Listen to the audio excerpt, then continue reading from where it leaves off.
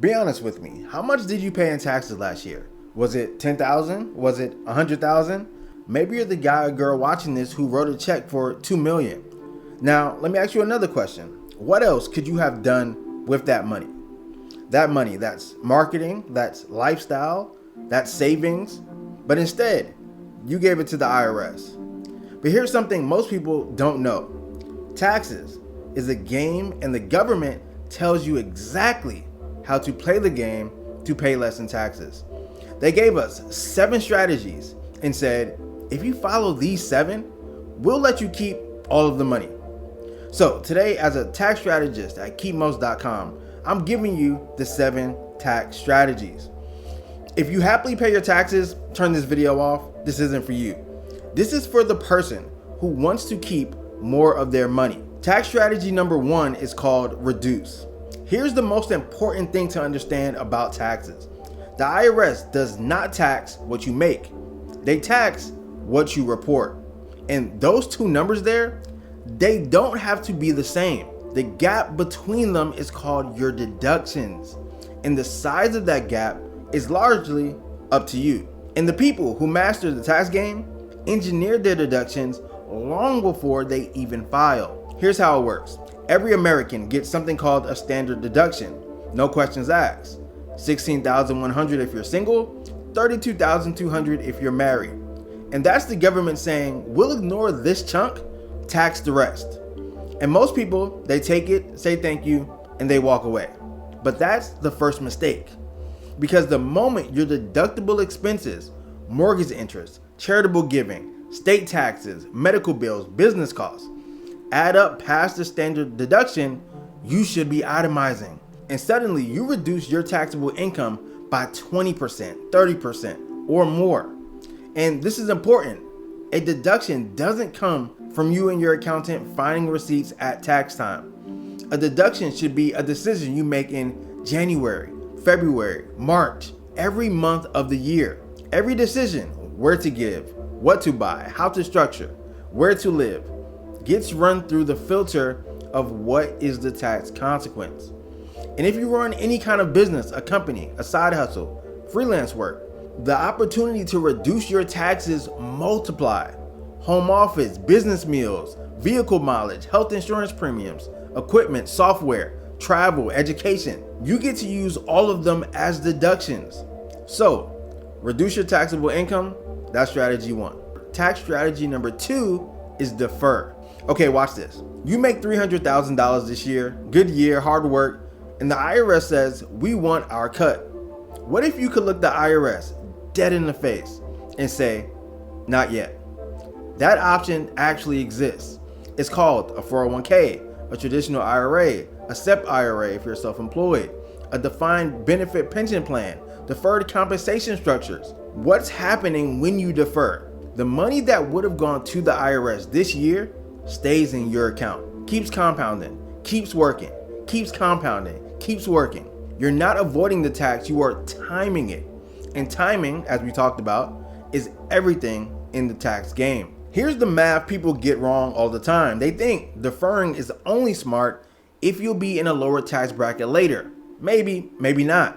But even if you're in the same bracket, the fact that $50,000 can compound for 20 years before you pay tax on it, that growth alone covers the tax bill multiple times.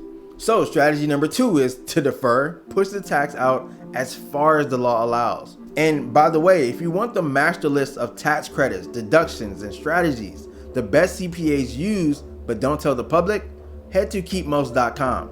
There are over 90 of them that you can use to save on your taxes today. Tax strategy number 3 is to eliminate. Now, this is where it gets good. Reduce, you pay less. Defer, you pay later. But eliminate, you don't pay at all, ever. Does that sound like something you want to know about? This is the Roth IRA. This is the health savings account. And by the way, the HSA is one of the most underused tools in existence. You get a deduction going in, it grows tax-free, it comes out tax-free for medical expenses, and that's called the triple tax benefit. Triple. Then you have life insurance, right? That's structured correctly. You have the 529 plan for your kids' education. And here's what the eliminate strategy is really about. You are essentially making a bet with the government. You're saying, tax me right now on the seed money and I'll keep the harvest. And they agreed to it. Think about this. You put $7,500 into a Roth IRA at 25 years old. By 65, you might have $100,000, $200,000 in that account, depending on your returns. And every dollar of that growth is tax-free. The IRS gets nothing. So if you want to talk about wealth building, it's not just about what you make, it's about what the government never touches. Tax strategy number 4 is shift. This one makes people a little uncomfortable, and it shouldn't. Shifting is legal, it's strategic, and it's widely underused by small business owners. Here's what I mean. You're in a 37% tax bracket. Your 17-year-old daughter works in your legitimate business. She's in a 10% bracket, maybe 0. If you pay her a reasonable wage for real work she does, up to $16,100, answering phones, managing social media, that income gets taxed at her tax rate, not yours. Meaning you just saved 27 cents on every dollar you shifted. Now scale that. Employ your spouse in a meaningful role in the business. Transfer income producing assets to family members in lower brackets. Set up a family limited partnership.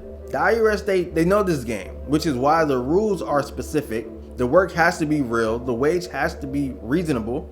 The structure has to be legitimate. You can't just write your kid a check for $50,000 and call it consulting. But if it's done correctly, it's powerful.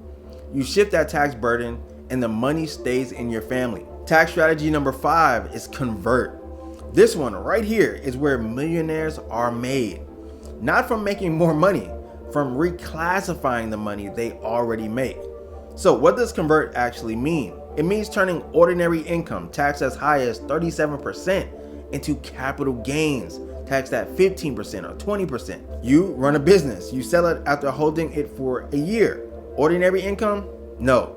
Capital gains at a completely different rate, a lower rate. Or you pay yourself a reasonable salary as an S-Corp owner and take the rest as distributions.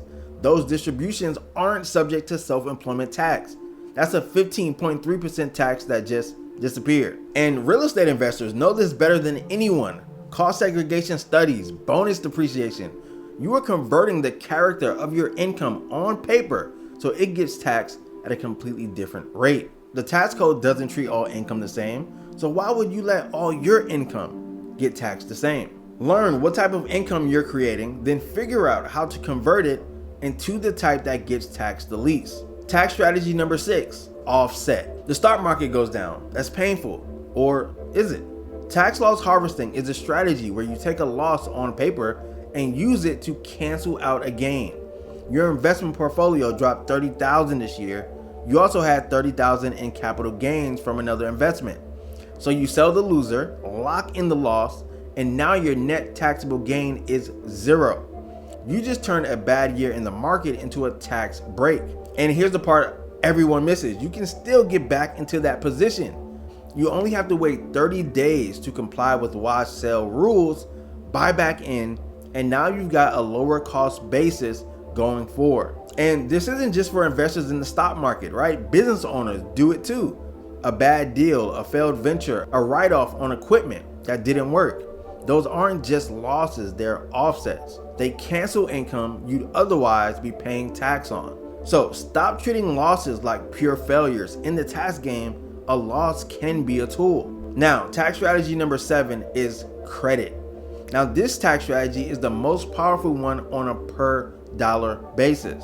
Everything else we talked about, deductions, deferrals, conversions, they reduce your taxable income, which means you save a percentage on that number. A credit reduces your actual tax bill, dollar for dollar. If you're in a 35% bracket and you get a $10,000 deduction, you save $3,500.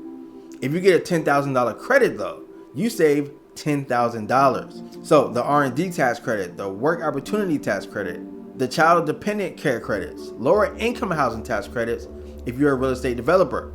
These aren't loopholes, they are deliberate incentives written into the tax code because the government wants certain behaviors to happen. Hiring veterans, investing in research, building affordable housing, and they are willing to pay you dollar for dollar to do it. So here's what it all boils down to. The reason you've been overpaying in taxes your entire life is not because the system is against you. And I get it, nobody taught you, not your school, not your first job, not your parents, not the accountant who just files your taxes every single year. But here's what I want you to do right now. Look at the 7 strategies: reduce, defer, eliminate, shift, convert, offset, credit, and ask yourself, honestly, how many of these are you actually using? 1 of them, 2 of them? Most people are using 1 or 2, while people like me use all 7 to pay no taxes. So here's what I have for you. If you want the master list of tax credits, deductions, strategies, the best CPAs use but don't tell the public, head to keepmost.com. There are over 90 of them you can use to lower your taxes today. So hopefully you enjoyed this video. Like it, share it, use it to save a lot less in taxes. I'll see you in the next video. Take care, everyone.